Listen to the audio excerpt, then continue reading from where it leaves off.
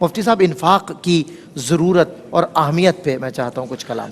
بسم اللہ الرحمن الرحیم. صلی اللہ علیہ حبیبی محمد وعلی آلہ وصحبہ بارک وسلم. انفاق فی سبیل اللہ یعنی اللہ تبارک و تعالیٰ کی راہ میں خرچ کرنا اللہ کا بھی حکم ہے, اللہ کے محبوب علیہ السلام کا بھی حکم ہے. تو سب سے پہلی اور بڑی اور بنیادی ضرورت تو یہ ہے ایک مسلمان کی کہ وہ سب سے پہلے یہ دیکھتا ہے کہ اس کام کا میرے اللہ نے مجھے حکم دیا کہ نہیں, میرے محبوب علیہ السلام نے مجھے حکم دیا کہ نہیں. تو چونکہ اللہ اور اللہ کے رسول کا حکم ہے تو سب سے بڑی ضرورت تو یہی ہے کہ اللہ اور اللہ کے رسول علیہ السلام کا جو حکم ہے وہ حکمت پر ہی مبنی ہوتا ہے اور وہ بہرحال ہمیں فالو کرنا ہے, بہرحال ہم نے اس کے سامنے سر تسلیم خم کرنا ہے. تو پہلی ضرورت یہ ہے کہ چونکہ اللہ رسول کا حکم ہے, کتاب و سنت مملو ہیں انفاق فی سبیل اللہ کے حکم سے, تو لہذا ہم نے خرچ کرنا ہے.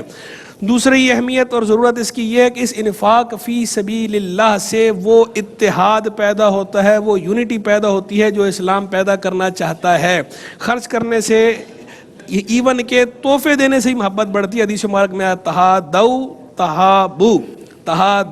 تحابو, ایک دوسرے کو تحفہ دو, اس سے محبت بڑھے گی.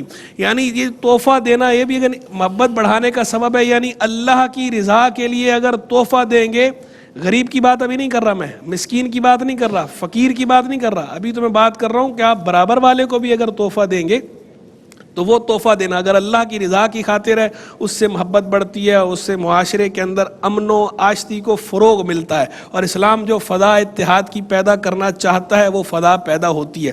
رہ گیا فقراء کو, مساکین کو, ان کو دینا تو سبحان اللہ, ان کو یہ دینا جو شریعت نے ان کا حق رکھا ہے, صدقات واجبہ کی صورت میں وہ بھی اور صدقات نافلہ کی صورت میں وہ بھی, کہ اس سے معاشرے سے پاورٹی دور ہوتی ہے, غربت دور ہوتی ہے, افلاس دور ہوتا ہے, اور جو طبقات تفریق ہے وہ کم ہو جاتی ہے, جو امتیازات ہیں وہ کم تر ہو جاتے ہیں, بہت پست سطح پہ, ذہنی سطح پہ چلے جاتے ہیں, اور اسلام یہ پیدا کرنا چاہتا ہے. پھر بندہ جب خرچ کرتا ہے تو فضیلت کیا, آنی آخرت کا اجر, تو آخرت کا اجر ہے وہ اپنی جگہ پر ہے. اس دنیا کے بارے میں یہ فرمایا گیا. حضرت ابو ہریرہ رضی اللہ عنہ کی روایت ہے, حدیث قدسی ہے, کہ حضور جان عالم علیہ السلام نے ارشاد فرمایا کہ اللہ فرماتا ہے انفق علیک, کہ تم خرچ کرو, تم پر خرچ کیا جائے گا.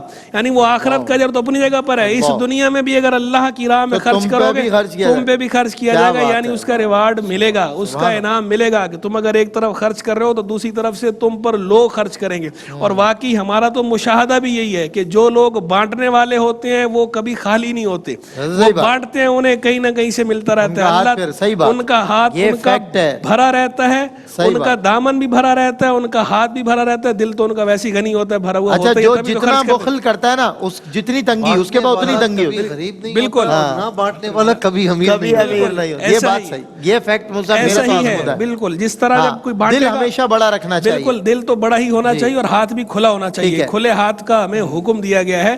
اور جو خرچ کرنا ہے, یہ خرچ کرنا, ایک چیز خرچ کرے تو بھی اجر ہے, دو خرچ کرے تو بھی اجر ہے, جوڑا جوڑا خرچ کرنے کا تو باقاعدہ حدیث میں آیا کہ حدیث مبارک میں من انفق زوجین فی سبیل اللہ نودی من ابواب الجنت یا عبد اللہ ھذا خیر, کہ جو ایک جوڑا خرچ کرے اللہ کی راہ میں, یعنی ایک چیز کی بجائے دو چیزیں اللہ کی راہ میں خرچ کرے, تو جنت کے دروازوں سے آواز دی جاتی ہے, ندا آتی ہے, اے اللہ کے بندے یہ خیر ہے, یعنی تمہارا یہ خرچ کرنا خیر ہے, تو یہ ان دروازوں سے داخل جنت ہونے کا سبب بنے گا, یہ خیر ہے, کہ وہاں سے وہ آواز دی جا رہی ہے. اور خود حدیث مبارک میں جو یہ فرمایا کہ حسد کرنے کی اجازت نہیں, لا حسد الا علی اثنتین, صرف دو بندوں پر حسد کرنے کی یعنی رش کرنے کی اجازت ہے. ایک وہ بندہ جسے اللہ نے آتاہ الکتاب, کتاب اللہ دی, اور فقام بھی آنا اللیل, کہ وہ رات میں کھڑے ہو کر تلاوت کرتا, اور دوسرا وہ بندہ آتاہ اللہ مالا فهو يتصدق به آناء اللیل والنہار,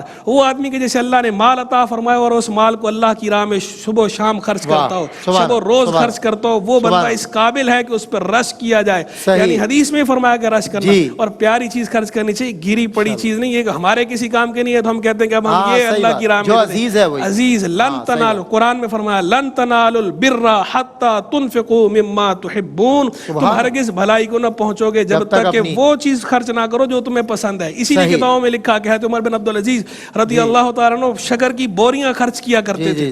شکر کی بوریاں خرچ کرتے تو کسی نے دے کر صدقہ کرتے تھے. کسی نے کہا حضرت آپ اس کی قیمت کیوں نہیں دیتے؟ فرمانے لگے چونکہ مجھے یہ پسند ہے، مرغوب ہے، اور اللہ نے فرمایا کہ ہرگز بھلائی کو نہ پہنچو گے جب تک کہ پیاری چیز خرچ نہ کرو. اسی لیے میں اسی کو بطور خاص خرچ کرتا ہوں قیمت دینے کی بجائے. سبحان اللہ مفتی صاحب، ماشاءاللہ.